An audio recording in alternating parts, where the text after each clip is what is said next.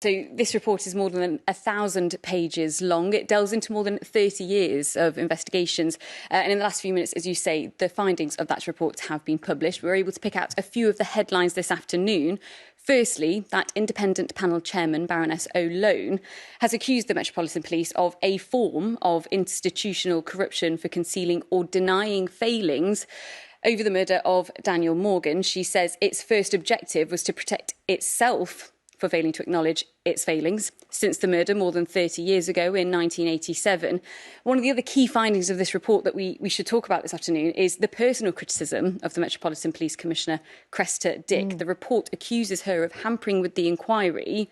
They say when she was the Assistant Commissioner, she held back access to certain files and that this delay has caused distress to the family. Now, what has happened with this independent panel?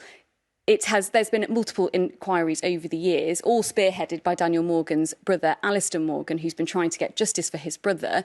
In 2013, the then Home Secretary Theresa May set up the independent panel. That is what we are finding now. 8 years later, the report findings of that independent panel. And today, for the first time, Baroness O'Loan has spoken about those findings. Despite 4 major police investigations, an inquest and several other operations, no one has ever been convicted of Daniel Morgan's murder. From the moment of his murder, there were serious failures of investigation, both at the scene, which was never searched, and during the first investigation.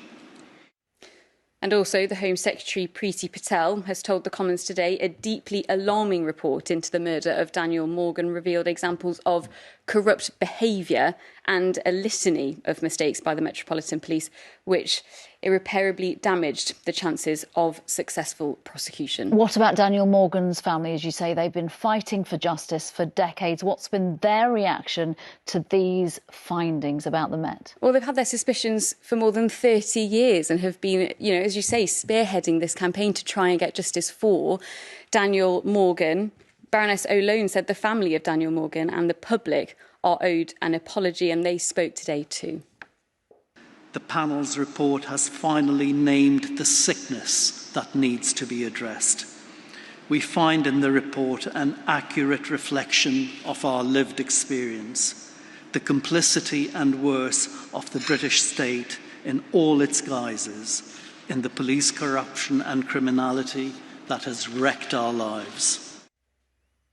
There is so much to this inquiry. They are just some of the headlines, but hopefully some of those headlines will offer Daniel Morgan's family some closure. Sangeeta Talal, thank you very much. And we will, of course, get more reaction to this story, this developing story, as the day goes on.